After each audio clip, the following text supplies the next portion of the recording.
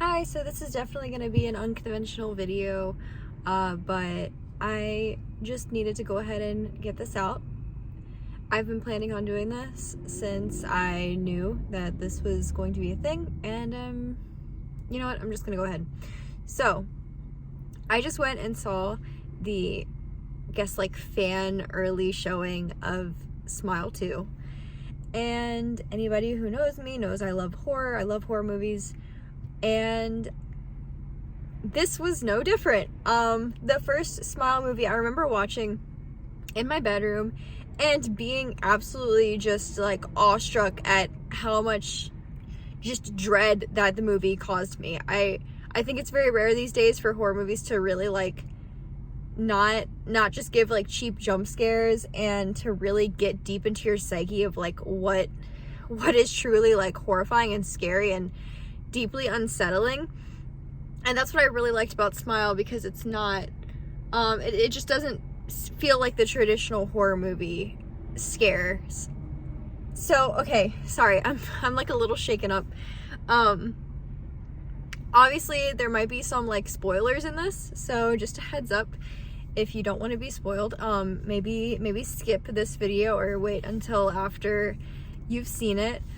But holy crap. Okay, so first off, lead actress, I'm not gonna pretend like I know names. I'm horrible with names, but lead actress, phenomenal job. I mean, just like, there were so many times during the movie where there would be a really strong emotion, like her in despair or her like very sad, and I felt it to my core. Like, there were times when she'd be screeching on screen, having an emotional reaction to something, and I could just feel tears welling in the corner of my eyes because she did it so flawlessly.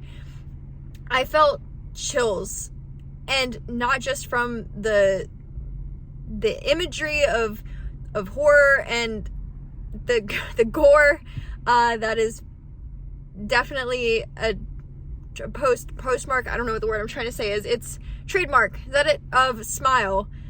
It was the acting, it was the raw emotion behind it. It was just, jeez. And the opening scene where we get to see Last Guy from the end of Smile, it was just so insane to watch. Just the opening of the movie just drawing you in so much, and just really sticking true to the nature of the original Smile and starting off so strong, and then not disappointing for the whole rest of the movie. Really starting strong and just continuing strong throughout the entire movie. So deeply unsettling, so violently deeply unsettling. And wow, yeah, I just can't give enough props to the actors. I felt like the movie was so well done, even when they tried to throw in little like moments of comedic relief. They weren't really relieving, I'm gonna be honest. Like, the movie was just so it was just so heavy. And I think that just like the first movie, they did a string of things again, but they did it in a different way, and I really appreciate that. Like, in the first movie, we have the scene with the therapist, the doctor, who calls and comes to visit, and she realizes, oh, like, this isn't happening, this isn't real. And they did that, but in such a stronger, more drawn out, freaking fantastic way in this one, and I love that. I love that so much. I love that they did that.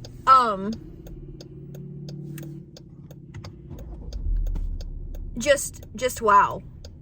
Just wow.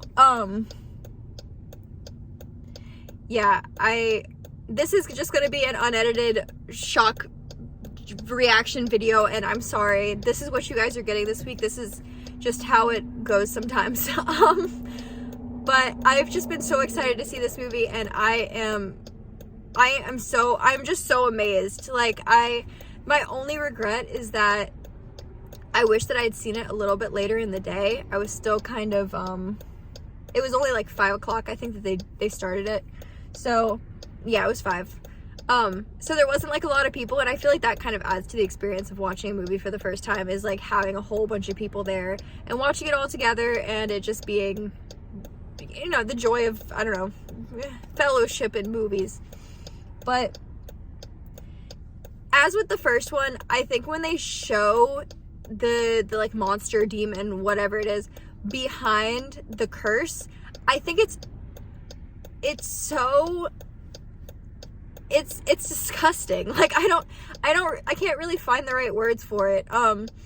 Because part of me sees it and I'm like, oh, like, this is it kind of gives that like cheesy feeling that, like, I don't know, like the worms in Dune give a little bit, or not in Dune, the worms in Beetlejuice give. But at the end of the day, like, they, even with it kind of giving moments of that, it still is it's so well done, where you like are able to look past the kind of surreal imagery that they're trying to sell you. And oh my god, it's so perfectly horrible. It's so horrible. And I just have to say, like, 10, I can't say 10 out of 10. I have to like really sit on this and not be like deep in my emotions when I say it, but I will say acting 10 out of 10. I was so blown away by the acting in this whole movie, including her homie in the beginning, who initially passed the curse on to her, the one that we see in the trailer. He did a phenomenal job. There's so many people in this movie who did such a phenomenal job, down to the freaking creepy little girl at the signing. I'm so impressed by everybody who was a part of this movie. And I think that even the writing, I'm gonna have to give props to, because they give you little bits, they really like sprinkle little bits as the movie goes, and start to kind of untangle this web of like trauma that this girl has been through, that has led up to where she is now, and like what this thing is feeding off of. And I just love this idea of, like, again, spoilers, it really being like her, like, at the end of the day, like, her biggest trauma is like the past version of her, and like the mistakes that she's made, and who she used to be. And it's like it really does take on its own form, and it's this creature that like is following her even before any of this starts to happen to her.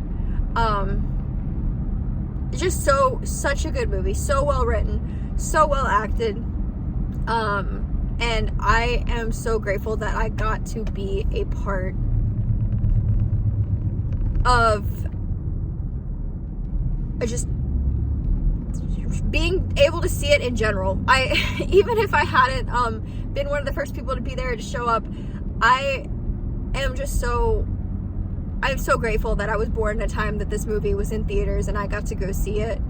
Definitely not for the faint of heart. It is very triggering, very, very traumatic movie. But God, if it is not one of my favorite types of just anxiety-driven shit shows. It's so chaotic. I think the most recent movie that I've seen that has filled me with so much like consistent anxiety and dread was probably Trap. I love Trap. Not anywhere near as much as this movie, but I did very much enjoy Trap, and I wanted to go see it in theaters again because of the feeling it left me with at the end. But yeah, I'm gonna go ahead and cut this in just a minute here, but just a few final thoughts. Definitely go see it if you haven't, or if you've even if you've just watched it online because you're a pirater or whatever. Take the time to go see it in theaters, especially if you have some sort of IMAX, because the butt kicker seats, that definitely added an element, because there were a few obvious jump scares. I feel like any movie, even well-made movies, they like to use that. It is good. It is good to kind of put you on edge and leave you there, which it definitely did. And I can't even get my words out. I am so sorry.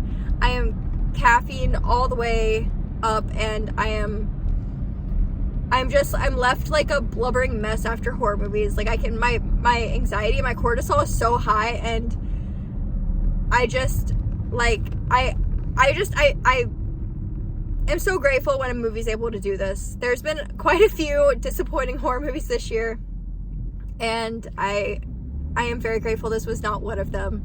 Also, quite a few disappointing sequels this year, Beetlejuice being one. But yeah, thank you guys for watching this week. I will be posting not such a vlog style freeform video next week, but if you did enjoy this format, maybe I'll consider doing something similar to this in the future, maybe making a separate channel for it. But I just needed this to be what this week is, and I'm sorry if that bothers you, and also I'm not sorry because I am geeking out right now. But yeah, anyway, I will see you all next week. Thank you so much for watching. Bye.